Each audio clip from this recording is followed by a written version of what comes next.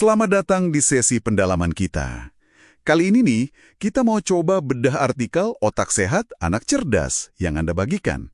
Kita cari yuk, apa sih kunci nutrisi biar potensi kognitif si kecil maksimal? Anggap aja ini kayak peta jalan singkat gitu ya, buat cari bahan bakar terbaik untuk otak anak yang, wah, kompleks banget itu. Oke, mari kita bongkar sama-sama. Sip, misi kita jelas ya berarti, pahami nutrisi mana yang paling krusial, terus gimana cara paling gampang menyajikannya. Semuanya berdasarkan panduan di artikel ini. Fokus ke fondasi otak anak Anda. Oke, langsung aja deh. Yang pertama dan sering banget disebut, asam lemak omega 3, terutama DHA. Sumber ini bilang, ini bukan vitamin biasa loh, tapi komponen struktur utama otak. Betul. Bayangin aja, 60% otak itu kan isinya lemak. Nah, seperempat dari lemak itu ternyata DHA. Gede banget ya porsinya. Iya, signifikan itu. Ini penting banget buat plastisitas otak. Itu loh, kemampuan otak bikin koneksi baru pas belajar, pas mengingat sesuatu. Sumbernya ya paling gampang ikan berlemak, kayak salmon, sarden, atau makerel gitu. Kenari juga ada sih, tapi itu sumber ALA, jadi perlu diubah dulu sama tubuh jadi DHA. Nah, itu poin penting. Tubuh perlu kerja ekstra untuk mengubah ALA jadi DHA. Jadi, sumber langsung DHA seperti ikan itu lebih efisien ya. Betul. Terus, kalau soal penyajian nih, kadang anak kan suka milih-milih ya.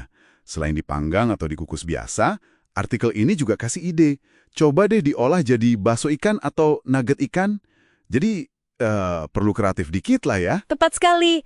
Dan kalau kita lihat dampaknya lebih dalam ya, DHA ini secara harfiah itu kayak batu bata sama semen buat bangun jalur komunikasi di otak.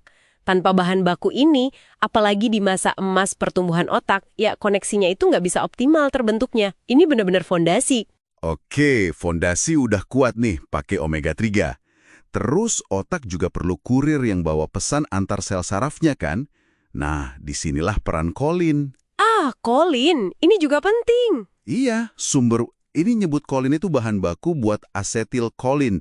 Itu semacam kurir kimia otak atau neurotransmitter lah istilahnya. Penting buat memori dan juga mood anak. Sumber terbaiknya dan yang paling gampang diserap tubuh. Telur, gampang banget kan carinya?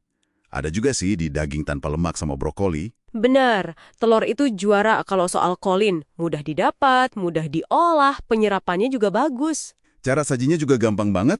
Telur orak-arik atau direbus saja udah oke buat sarapan atau camilan. Dan kalau kita lihat jangka panjangnya nih, asupan kolin yang cukup sejak dini, bahkan dari masa kehamilan, itu potensinya besar untuk ningkatin fungsi memori anak nanti. Artikel ini kayak mengisyaratkan ini tuh semacam investasi kognitif gitu.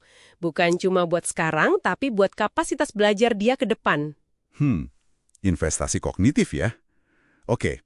Nah, ngomongin otak anak yang aktif, itu kan pakai energi banyak ya. Tapi risikonya jadi rentan sama kerusakan oksidatif. Betul. Seperti mesin yang bekerja keras, pasti ada asap atau produk sampingannya. Nah, disinilah peran antioksidan dan flavonoid, misalnya vitamin E.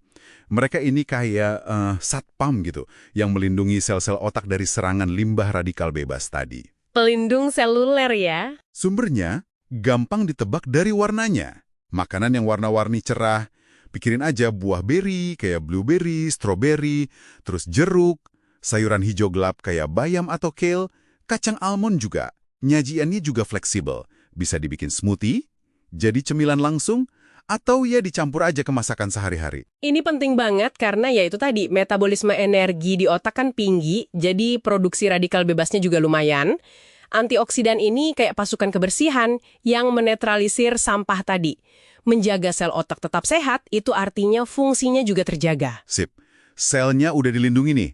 Sekarang kita perlu pastikan bahan bakar utamanya, yaitu oksigen, itu nyampe ke otak. Nah, ini tugasnya zat besi. Ah, mineral esensial ini. Iya, zat besi ini kunci buat ngangkut oksigen lewat hemoglobin di darah langsung ke otak. Kalau kurang zat besi, nah ini sering kejadian. Anak jadi gampang capek, susah fokus, jelas ngaruh ke belajarnya kan? Banget, itu salah satu gejala paling umum defisiensi besi pada anak. Lesu dan sulit konsentrasi. Sumbernya ada di daging merah, ayam, ikan, terus dari nabati juga ada, kayak kacang-kacangan sama bayam. Nah, ada tips penting juga nih dari artikelnya. Kalau makan sumber zat besi nabati, kayak bayam gitu, bagusnya dibarengin sama makanan sumber vitamin C, misalnya jeruk atau paprika, biar penyerapannya lebih bagus. Betul sekali. Vitamin C itu sangat membantu penyerapan zat besi non-heme yang dari tumbuhan itu. Jadi pasokan oksigen ke otak lebih lancar. Ini syarat mutlak ya buat fungsi kognitif yang optimal. Oke, berikutnya ini cukup menarik soal probiotik. Ternyata, ada hubungan erat loh antara usus kita sama otak. Sering disebut sumbu usus otak. Iya, gut-brain axis. Ini lagi ngetren banget risetnya. Nah, katanya bakteri baik di usus kita, itu namanya mikrobioma usus ya, itu bisa mempengaruhi produksi neurotransmitter dan juga tingkat peradangan di tubuh, yang ujung-ujungnya bisa ngaruh ke mood dan kemampuan berpikir anyak. Benar, mikrobioma usus itu kayak komunitas mikroorganisme yang kompleks banget di pencernaan kita. Kesehatan komunitas ini ternyata punya dampak kemana-mana, termasuk ke otak. Sumber probiotik yang gampang. Yogurt, tapi pilih yang nggak banyak tambahan gula ya.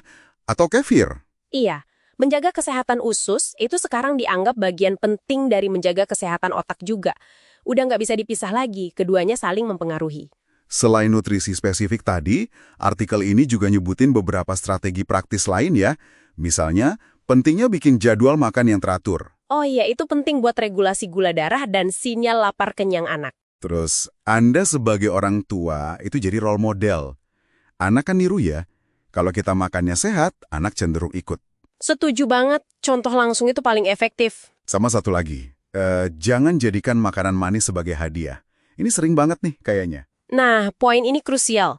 Bukan cuma soal asupan gulanya, tapi lebih ke pembentukan hubungan psikologis anak sama makanan. Kalau makanan manis jadi hadiah terus, bisa-bisa terbentuk asosiasi emosional yang kurang sehat nanti. Mending kasih pujian atau aktivitas seru sebagai reward. Oke, jadi dari semua pembahasan kita ini, apa ya artinya buat Anda para pendengar?